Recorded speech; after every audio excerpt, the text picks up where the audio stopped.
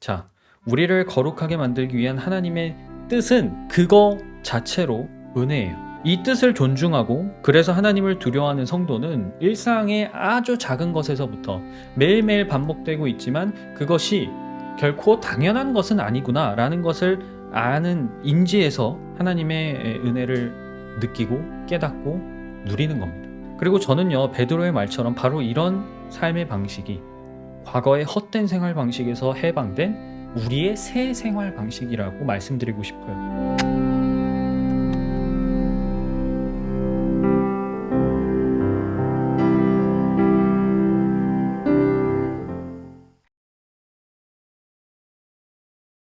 자, 전도서 7장 10절 다 찾으셨나요?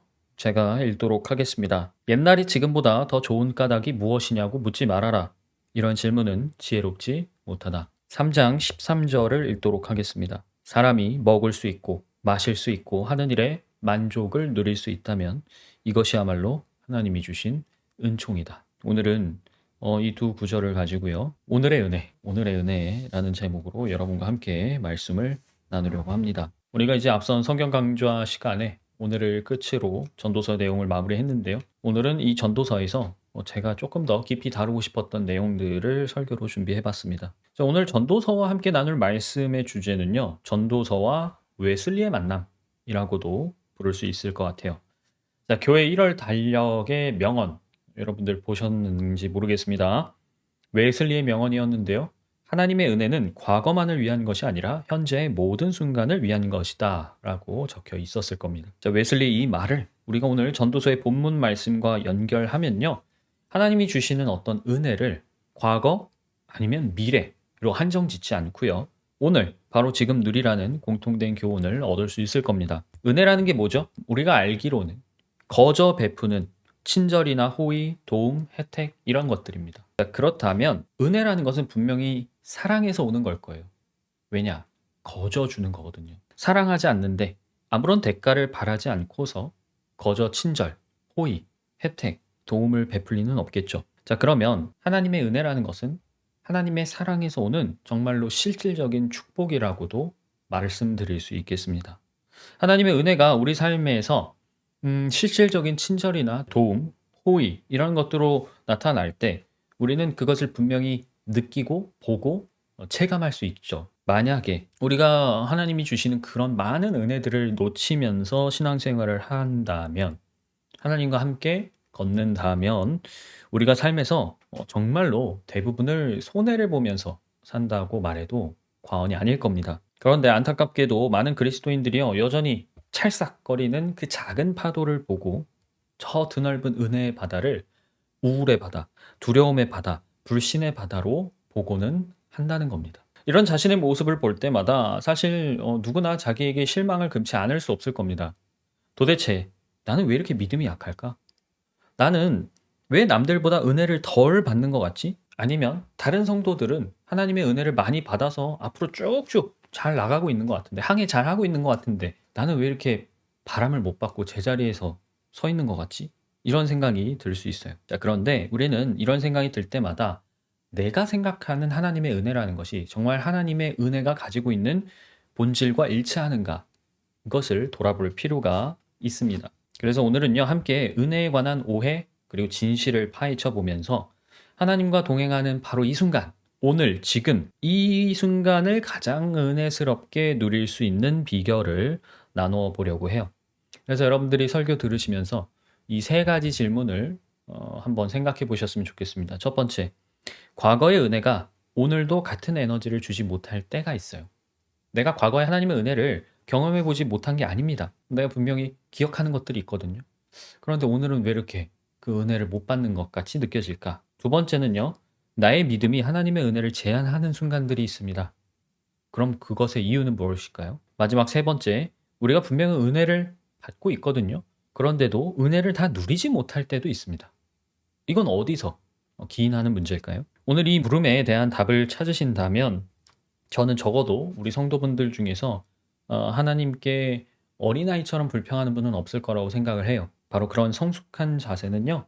우리가 하나님을 더 잘 이해할 뿐만 아니라 그분을 더욱더 사랑하는 발판이 될 겁니다. 자, 오늘의 은혜 크게 세 가지 소주제로 나눠서 또 말씀을 드려볼게요. 첫 번째는요, 만나의 법칙이라고 할 수 있겠습니다. 만나의 법칙. 여러분 중에 만나를 모르시는 분은 없죠? 만나는 하나님이 이집트에서 탈출한 이스라엘 백성에게 이 광야에서 하늘로부터 내려주셨던 천사의 음식이라고 할 수 있습니다.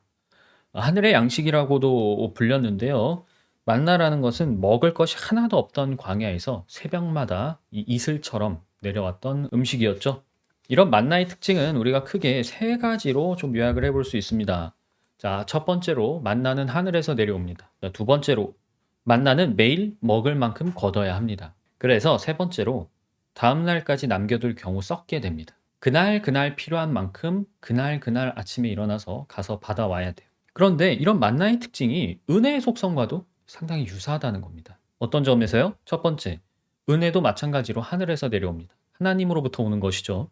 두 번째로 하나님도 우리에게 매일매일 우리가 필요한 만큼의 은혜를 넉넉하게 주십니다. 그래서 마지막으로 우리는 내일을 위해서 오늘의 은혜를 쌓아둘 수도 없어요. 반대로 어제의 은혜를 오늘로 끌어다 쓸 수도 없습니다. 그래서 저는 이 만나가 주는 교훈을 은혜에 적용함으로써 이 은혜의 원칙이 한편으로는 만나의 원칙이다. 만나의 법칙이다.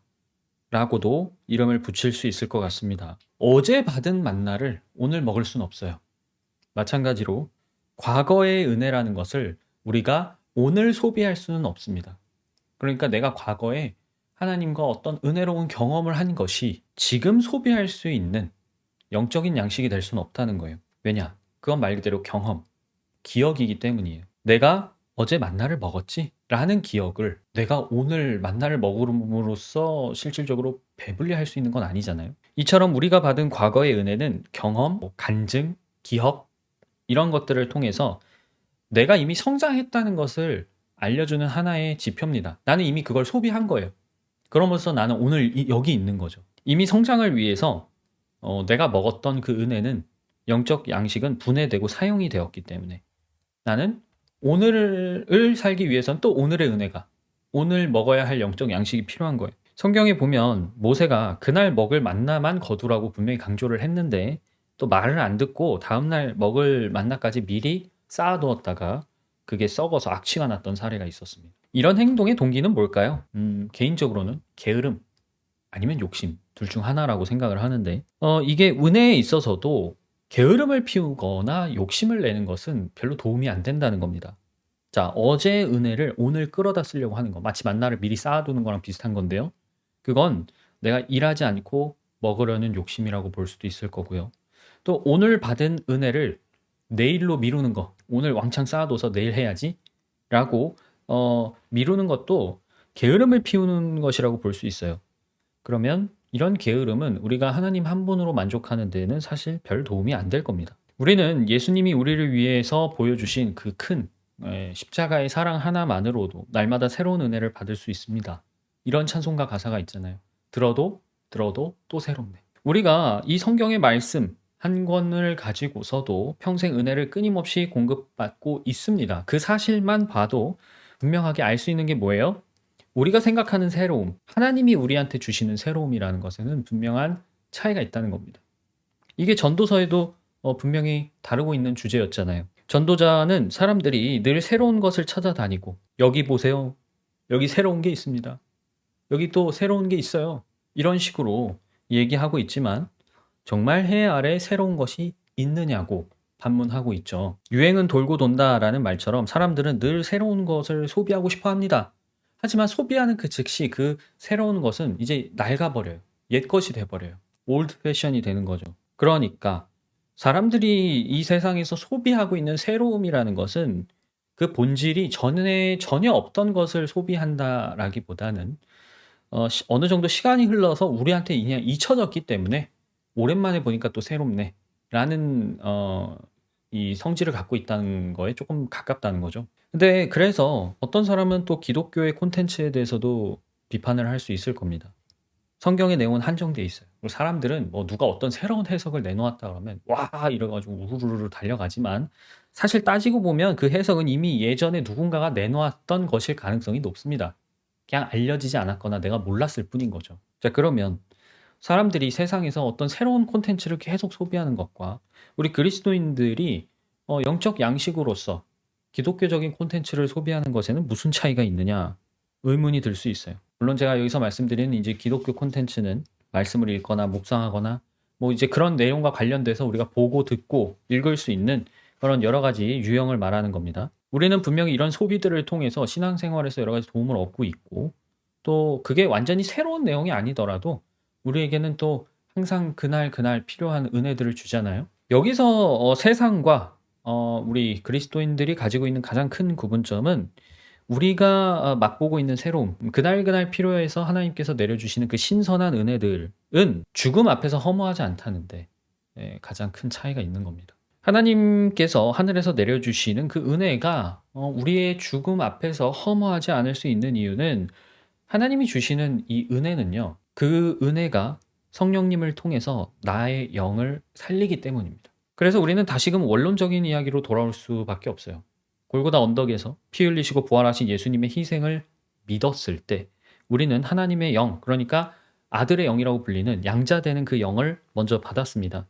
하나님은 이 영을 받은 사람은 누구나 영생을 갖고 있고 또 이 영을 통해서 날마다 은혜를 받으면 우리는 이 삶을 단순히 그냥 죽음으로 마무리 짓는 것이 아니라 죽음 이후에 하나님과 보낼 영원을 위해서 쓸 수 있다는 거예요. 이건 사실 엄청난 전환점이거든요. 우리는 분명히 이 육신을 입고 썩어질 세상에서 오늘도 나의 육을 위해서 살고 있는데 그게 죽음을 넘어서 단순히 육을 넘어서 하나님과 함께하는 그 영원에서도 어떠한 가치를 만들어낼 수 있다는 거예요. 그래서 우리는 다시금 같은 질문으로 돌아오게 됩니다. 이것은 영원한가? 과연 죽음을 넘어설 수 있는가? 왜냐면 그럴 수 없다면 모든 건 허무할 뿐이에요. 결국 다 무로 돌아갈 것이기 때문에. 이제 오늘의 은혜가 만나의 법칙을 따른다는 그 사실을 일단 가장 먼저 좀 마음에 담아 두셨으면 좋겠습니다. 우리가 어제 은혜를 받았죠? 근데 그 은혜를 쌓아두고 계속 소비하려고 하는 것은 좋지 않습니다. 또 오늘 받을 은혜를 내일로 미루는 것도 별로 좋지 못합니다. 그러니까 무슨 말이냐면 우리가 과거에 매일 필요도 없고 마찬가지로 미래를 걱정할 필요도 없다는 거예요. 하나님께서는 어제와 같이 오늘도 또 오늘처럼 앞으로도 우리에게 항상 필요한 은혜를 넉넉하게 저 하늘에서 그때그때 부어주실 거라는 것이죠. 자, 그래서 두 번째 소주제로 좀 넘어가 볼까 합니다. 믿음과 은혜 두 번째로 좀 다뤄볼 내용은 믿음과 은혜예요. 믿음과 은혜는 하나님이 주시는 은혜를 실질적으로 다루기 위한 핵심 포인트라고 할 수 있습니다. 이미 제가 제목에서 말씀드렸지만 이 믿음에 관해서는 제가 아까 설교 이 서두에서 말씀드렸다시피 웨슬리의 이야기를 조금 해드릴까 해요. 웨슬리, 우리 감리교의 창시자로 알고 계실 텐데 웨슬리는 소위 모태신앙이라고 불리는 그런 가정에서 태어나서 살았던 사람입니다. 그리고 대학 시절에는 옥스포드에서 이 홀리 클럽이라는 것을 이끌 정도로 굉장히 수행 중심의 그런 신앙생활을 열심히 했던 사람이에요. 그런데 웨슬리는 그렇게 열심히 신앙생활을 하는 것에 비해서 자기 구원에 대한 확신은 없었습니다. 1753년에 그런 상태였던 웨슬리가 미국 조지아주로 선교를 떠났습니다. 그런데 현지인들과 마찰이 심했고 또 이 연애 문제까지 겹치면서 결국에 2년 만에 영국으로 다시 돌아왔어요. 이때 웨슬리의 자존감은 아주 바닥을 치고 있었습니다. 본인 스스로를 실패자라고 규정할 정도로 심했어요. 근데 이 영국으로 돌아오던 배 안에서 한 가지 사건을 겪게 됩니다. 배가 큰 풍랑을 만났어요. 웨슬리는 완전 패닉에 빠져서 덜덜덜 떨고 있었습니다. 그런데 그의 눈에 평온히 찬송을 부르고 있던 모라비안 교도들의 모습이 보이는 거예요. 웨슬리는 그것을 보고 큰 충격에 빠집니다. 자긴 선교를 하러 갔던 거잖아요. 그러다 돌아오는 길인데 나는 하나님을 전하러 갔으면서도 정작 내 안에 이 풍랑 하나 이길 믿음이 없었구나 라는 생각을 한 것이죠. 이후에 웨슬리는 모라비안 교도였던 피터 벨러와 교제하면서 믿음으로 말미암는 은혜가 과연 무엇일까를 고민하게 되었고 한 소모임에 참석했는데 그곳에서 어떤 평신도가 루터의 로마서 주석 서문을 읽는 것을 듣게 됩니다. 그리고 웨슬리는 그 루터의 로마서 주석 서문을 듣다가 예수님을 믿는 내 믿음이 나를 구원하는 것이구나 라는 것을 확신하게 돼요. 그러면서 아주 의미심장한 고백을 하였습니다.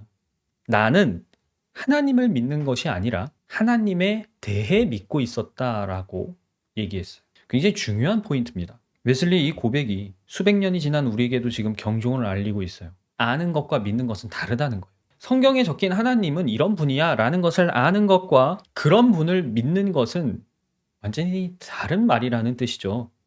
우리가 이것을 은혜에도 적용할 수가 있습니다.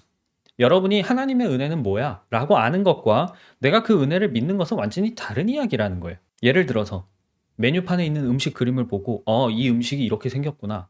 이런 음식이구나 라고 아는 것과 여러분이 그 음식을 주문해서 직접 먹는 것은 완전히 다른 이야기죠. 똑같이 타오르는 벽난로 그림을 봐요. 그러면 우린 알죠. 따뜻함이 무엇인지 압니다. 하지만 진짜 장작불 앞에서 몸을 녹이는 건 완전 다른 얘기잖아요. 이 웨슬리의 간증, 경험은요. 신앙생활에 있어서 우리가 분명히 달라져야 할 것이 있음을 얘기하고 있는 겁니다. 웨슬리는요. 이 사건을 겪기 전에도 자기는 구원을 위해서 굉장히 열심히 일했다고 얘기했어요. 그는 하나님에 관해서 굉장히 많이 알고 있었고요. 자기가 아는 바를 지키려고 열심히 노력했습니다. 하지만 결과적으로 그 알미, 그 열심이 그에게 안식을 주었느냐 하면 아니라는 거예요. 반면에 그가 믿을 때 하나님의 말씀과 약속, 또 은혜 안에서 편히 기대고 쉴 수 있게 되었다는 거죠.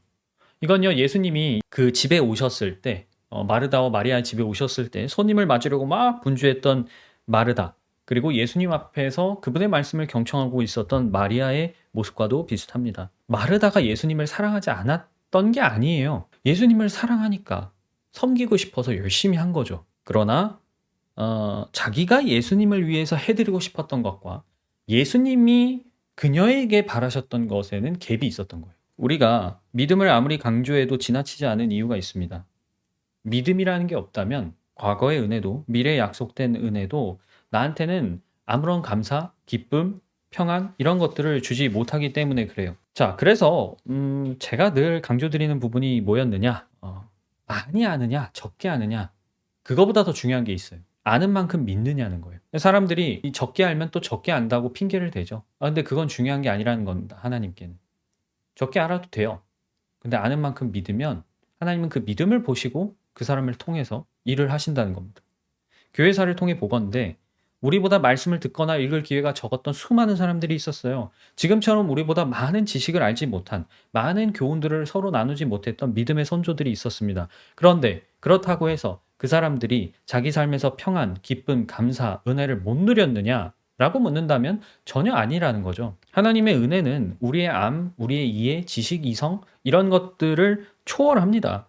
그런 걸 넘어서서 충분히 우리에게 그때그때 필요한 하나님 나라의 축복들을 누릴 수 있게 해줄 수 있어요. 하나님은 그런 것에 구속되지 않으십니다. 그래서 우리가 믿음에 있어서 주의를 기울여야 할 부분은 착각하지 않는 겁니다. 제가 앞서 강조드렸던 암과 진짜 믿음의 차이처럼 하나님과 동행하면서 내가 하나님이 어떤 분이구나라는 것을 경험할 때 그분에 대해서 내가 안다는 이 생각이 믿음과 동일시되어서는 안 된다는 겁니다. 이걸 명확하게 구분할 수 있어야 돼요. 그래야 그리스도인이 경험주의자가 되지 않을 수 있습니다. 그리스도인은 경험주의자가 아니에요. 물론 그렇다고 해서 우리가 경험을 무시하는 건 아닙니다.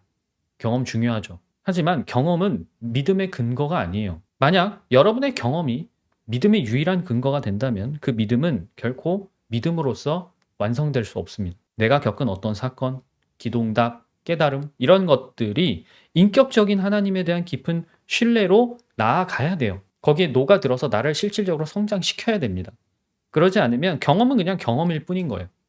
지식으로서 남아있는 것이죠. 우리가 찰싹거리는 작은 파도를 보고 갈까 하다 못 가겠어. 이러면서 계속 안절부절하는 모습이 반복되는 이유가 여기에 있을 가능성도 꽤나 높을 겁니다. 경험을 과거의 은혜라고 정의해 봅시다. 그러면 과거의 은혜가 나를 성장시키지 못했을 때 일어나는 또 다른 현상이 있어요. 뭐냐면 일어나지 않은 일 혹은 이거 이렇게 될 수도 있겠는데 라고 생각되는 일어날지도 모르는 일 때문에 지금의 은혜를 누리지 못하게 된다는 겁니다. 즉 오늘의 평안, 오늘의 안식, 오늘의 기쁨, 오늘의 감사가 나의 어떤 그런 불안 때문에 희생되고 있는 거예요. 저는 여기서 코리 텐붐 여사의 일화를 또 한번 소개해 드리려고 해요. 이 코리 여사는 이 네덜란드 분인데요.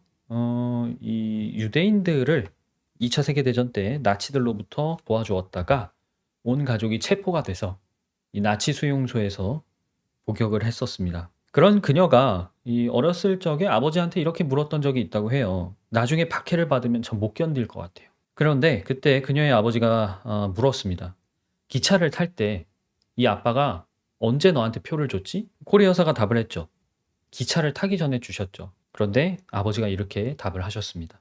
하나님도 은혜를 내가 필요한 바로 그 순간에 주신단다. 자, 인간의 패착이 무엇입니까? 역사를 잊은 민족에게 미래는 없다고 얘기하지만 아이러니하게도 인간은 역사로부터 항상 아무것도 배우지 못하고 있다는 거예요. 마찬가지로 성경에 많은 일화와 교훈이 있습니다. 이것은 우리가 직접 경험하지 않아도 뭐가 어리석은 건지, 뭐가 현명한 것인지, 뭐가 좋은 건지, 뭐가 나쁜 건지를 분별하라는 하나님의 소중한 자산이에요. 그러나 우리가 여기서 배우지 못하면 자기가 어떤 일을 겪어도 거기서 배울 수가 없습니다. 그러면 믿음은 제자리를 계속 돌 수밖에 없는 거예요. 여러분이 받은 어제의 은혜들은요, 오늘의 은혜를 약속하는 겁니다. 그리고 여러분이 오늘 받은 은혜는 내일의 은혜를 기대하게 만드는 거예요. 따라서 오늘 하나님의 은혜를 풍족히 맛보는 성도라면 전도서 본문처럼 굳이 옛날을 그리워할 이유가 없죠. 또 반대로 굳이 일어나지도 않은 미래를 먼저 앞서 걱정할 필요도 없을 겁니다. 예수님이 하신 말씀 기억하세요? 마태복음 6장에서 너희는 먼저 하나님의 나라와 그분의 의를 구해라. 그리하면 이 모든 것을 너희에게 더해 주실 것이다. 그러면서 이렇게 얘기하셨어요. 그러므로 내일 일을 걱정하지 말아라.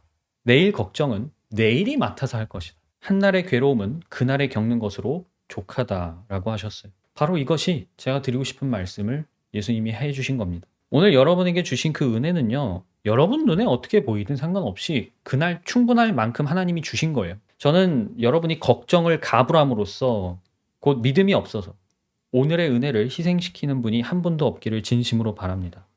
왜냐하면 그러기에는 바로 이 오늘 여러분을 위해서 하나님이 마련하신 그 은혜가 너무 값지고 소중하기 때문에 그래요. 자, 오늘의 은혜의 마지막으로 지금 은혜에 관해서 말씀드리려고 합니다. 제가 지금까지 이야기했던 내용들은 아주 중요한 전제를 하나 두고 있어요. 뭐냐면 하나님의 은혜가 우리에게 날마다 쉼없이 계속 넉넉하게 부어진다는 전제를 깔고 있는 겁니다. 저는 이 전제가 하나님의 약속에 이미 충분히 담겨 있고 또 많은 다른 성도들, 그리스도인들의 간증으로 증명되었기 때문에 지금 오늘 설교에서 더 자세히 말씀드리진 않을 거예요.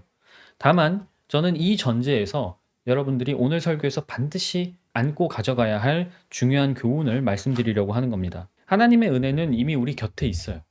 우리 안에 있습니다. 우리 안에 부어지고 있어요. 중요한 것은 뭐예요? 그 은혜를 찾아내는, 발견하는 여러분들의 눈이라는 거예요. 자, 다시 한번 전도자의 말을 생각해 봅시다. 오늘 본문이기도 했는데 3장 13절 말씀. 사람이 먹을 수 있고 마실 수 있고 하는 일에 만족을 누릴 수 있다면 이것이야말로 하나님이 주신 은총이다. 여기서 은총은 선물로도 번역을 할 수가 있어요. 먹고 마시고 애써 일하는 우리의 그 평범한 일상. 이게 하나님의 선물이라는 얘기거든요. 이게 어떻게 하나님의 선물일 수가 있죠? 우리는 사람이 태초에 낙원에서 노동하지 않고서 살았다는 사실을 알고 있습니다. 본래 창세기에 따르면 노동이라는 건 죄로 인해서 내려진 저주였어요. 그런데 전도자는 지금 이 견해를 뒤집고 있습니다. 열심히 일하고 그래서 내가 일한 만큼 몫을 받아서 먹고 마실 수 있으면 그게 하나님의 선물이라는 거예요. 이 말의 의미를 이해하기 위해서 제가 한 가지 더 일화를 가져왔습니다. 오늘 일화를 좀 많이 설명드리는데요. 로렌스 형제의 이야기입니다. 17세기 사람인데요. 본명은 니콜라스 헤르만입니다. 이제 니콜라스 헤르만인데 그는 30년 전쟁에 참전을 했다가 큰 부상을 입고 절름발이가 됐어요. 이후에 자존감이 굉장히 크게 떨어진 헤르만은 50세가 다 된 늦은 나이에 파리의 한 수도원에 들어갑니다. 왜 들어갔느냐? 이제 인생을 좀 정리하면서 조용히 기도만 하고 싶었던 거예요. 그런데 수도원에 들어가니까 뜬금없이 주방 일을 하라고 하는 거예요. 아, 이거 기도하고 싶어서 조용히 있고 싶어서 수도원에 들어갔더니 주방이 얼마나 소란스럽겠습니까? 설거지는 넘쳐나죠. 끼니 때마다 요리 계속해야 되니까 쉴 수가 없어요. 그가 생각했던 수도와는 거리가 굉장히 멀었던 겁니다. 로렌스는 처음에 이렇게 생각했어요. 아, 내가 조용한 예배당에 가야 좀 은혜를 받을 텐데 이놈의 주방일 때문에 내가 하나님을 놓치고 있네. 그런데 그가 어느 날 생각을 바꿨습니다. 아니, 내가 믿는 하나님이 예배당에만 계시는 분인가? 그럴 리가 없다는 거예요. 하나님은 내가 접시를 닦든 내가 여기서 계란 프라이를 하고 있든 나와 대화를 하실 수 있지. 예, 그렇게 생각을 하니까 자기가 주방 일을 하면서도 혼자 하나님한테 계속 말을 걸었다는 거예요. 그러면서 새로운 형태의 교제를 경험하게 되었다는 것이죠. 그는 이런 고백을 남겼습니다. 나는 예배당에서 무릎을 꿇고 있을 때보다 주방의 그 소란함 속에서 고기를 볶고 설거지를 할 때 하나님의 더 큰 임재와 은혜를 누린다. 이 이야기가 던지는 핵심은 은혜가 무엇에 있다는 거예요? 의미에 있다는 겁니다. 의미. 사람들은 은혜를 받고 싶어 해서 어떤 큰 부흥회를 찾아가기도 해요. 유명한 목사가 있다 그러면 그 목사의 설교를 듣고 은혜를 받고 싶어서 막 교회도 찾아가 봅니다. 때로는 막 산속에 있는 기도원도 가요. 그러나 엘리야의 경험이 보여주는 것처럼 하나님은 엄청나게 큰 불, 몰아닥치는 바람, 땅을 울리는 그 지진 속에 계시지 않았어요. 아주 나지막이 엘리야 곁에서 그를 부르셨습니다. 이처럼 우리의 하나님은요, 지금 여러분 안에 계시고 여러분 옆에 계시고 또한 여러분 앞에 계세요. 아버지, 아들, 성령. 전도자는 바로 그분과 함께 먹고 그분과 함께 마시고 내가 그분과 함께 일하면서 바로 나의 오늘에서 하나님의 선물을, 하나님의 은혜를 받으라고 조언하고 있는 겁니다. 즉, 여러분의 일상에서 의미를 발견해서 하나님으로부터 은혜를 누리라는 것이죠. 이미 제가 전에 식사 기도의 중요성에 관해서 말씀드린 바가 있습니다.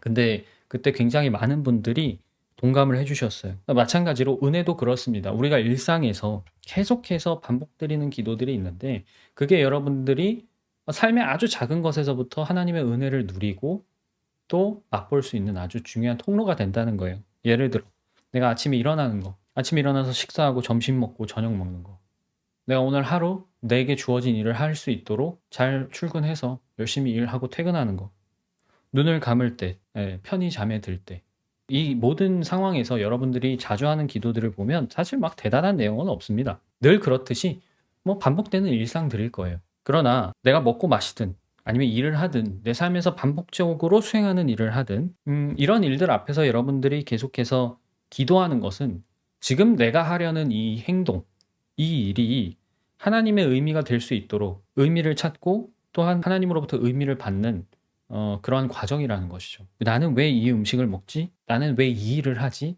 라는 그런 평범한 일상에서 은혜를 받는 비결이야말로 하나님께서 주시는 의미를 찾는 것이고 기도로 또 하나님께 그 의미를 받는 것입니다. 예수님은 성령님과 임무를 교대하실 때 본인이 올라가시고 성령님이 내려오시는 것이 우리한테 더 유익하다고 이야기하셨었어요. 우리는 그 말씀이 참으로 맞다라는 사실을 은혜와 또 의미의 관계에서 분명히 알 수가 있습니다.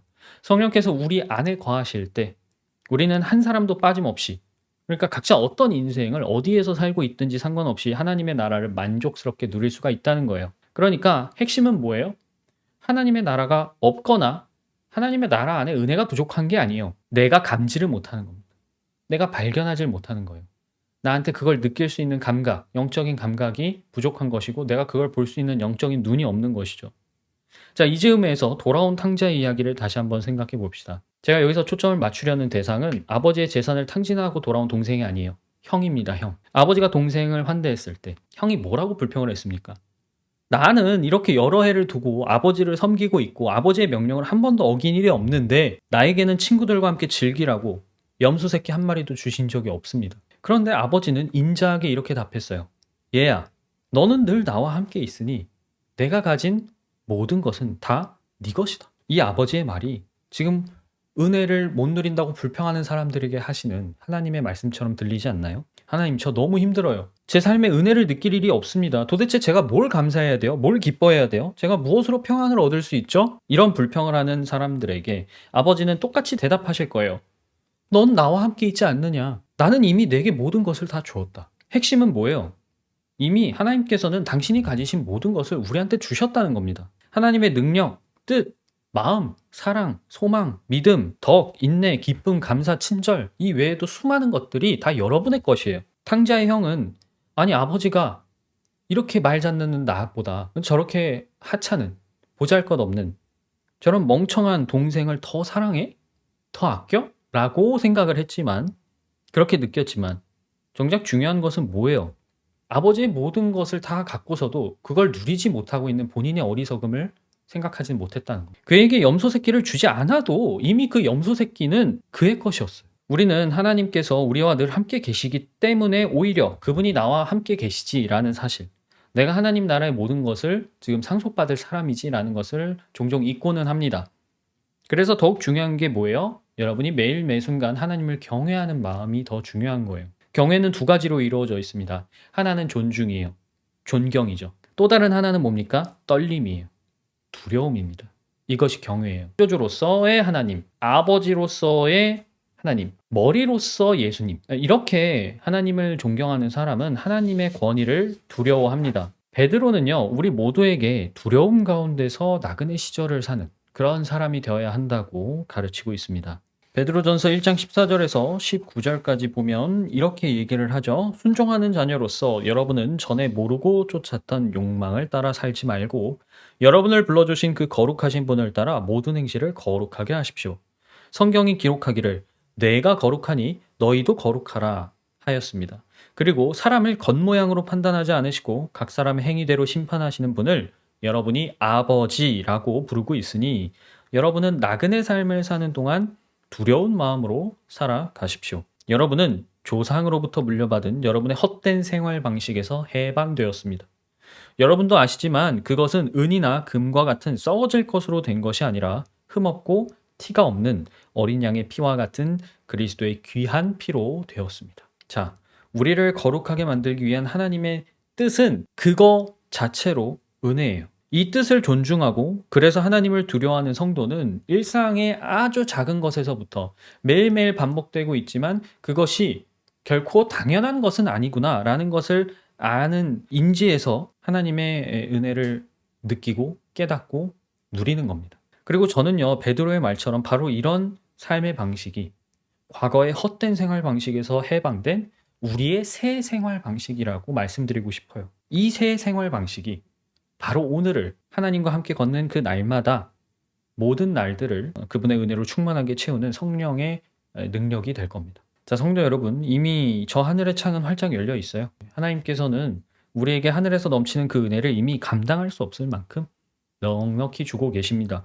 다만 우리의 마음의 문이 닫혀 있거나 내 눈이 가리워져 있으면 보지도 못할 거고 누리지도 못하겠죠. 다시 한번 말씀드립니다. 삶에서 반복되고 있지만 결코 당연한 것은 아닌 아주 작은 일상에서부터 여러분들이 그냥 평범하게 흘려보내고 있었던 그런 일상에서부터 하나님의 은혜를 누리셔야 합니다. 우리가 그 은혜를 찾기 위해서 오늘도 기도하는 거예요. 내가 아침에 눈을 뜨고 밥을 먹고 나에게 주어진 일을 하다가 집에 와서 가족들과 함께 쉬고 다시 잠자리에 드는 이 평범한 하루가 은혜로 가득 찰 수 있으면 대적의 계력이 세상의 근심이나 유혹이 우리의 삶을 비집고 들어올 틈은 전혀 없을 것이라고 저는 개인적으로 믿습니다. 서두에 제가 세 가지 질문을 드렸죠. 과거의 은혜가 오늘도 같은 에너지를 주지 못하는 이유, 두 번째는 나의 믿음이 하나님의 은혜를 제한하는 원인, 마지막 세 번째는 은혜를 받긴 했는데 누리지 못하는 이유. 자, 오늘 함께 제가 나눴던 이 말씀, 또 제가 그 말씀들 중간중간에 소개해드렸던 일화들이 이 질문에 대한 적절한 답을 제시했기를 바랍니다. 다시 한번 강조드립니다만 어제의 은혜는 어제로 좋게요. 하나님은 오늘을 위해서 오늘의 은혜도 풍성히 마련해 두셨습니다. 그러니까 과거를, 경험을 소비하려고 하면 안 돼요. 그 기억이 여러분의 믿음과 결합해서 실질적인 영적 성장을 읽어내어야 합니다. 그러면 어제의 은혜는 그 목적을 달성한 거예요. 그렇게 여러분이 사실 수 있으면 다가올 미래에 대해서도 불필요한 걱정이나 근심을 오늘의 은혜로 충분히 물리치실 수 있을 겁니다. 무엇보다 하나님께서 지금 우리와 함께 계신다라는 그 사실은 하나님 나라를 쉬지 않고 누릴 수 있다는 가장 강력한 증거라는 사실을 기억하셨으면 좋겠어요. 이 사실을 아는 성도는 이 두 가지 말이 진리라는 사실에 동의할 것이라고 믿습니다. 하나님의 은혜는 과거만을 위한 것이 아니라 현재 모든 순간을 위한 것이다 라는 웨슬리의 고백과 오늘 본문이었던 전도서 3장 13절이죠. 사람이 먹을 수 있고 마실 수 있고 하는 일에 만족을 누릴 수 있다면 이것이야말로 하나님이 주신 은총, 선물이다 라는 것입니다. 오늘도 그리고 내일도 주님 뵙는 그 날까지 우리 모든 성도들의 삶이 항상 오늘의 은혜로 가득 차기를 기도하겠습니다. 오늘은 설교 중간에 소개드렸던 예수님의 이 마태복음 6장 33절의 말씀을 읽고 마치도록 하겠습니다. 너희는 먼저 하나님의 나라와 하나님의 의를 구하여라. 그리하면 이 모든 것을 너희에게 더하여 주실 것이다. 이 말씀이 우리의 은혜를 누리는 핵심 키가 되기를 기대해 봅니다.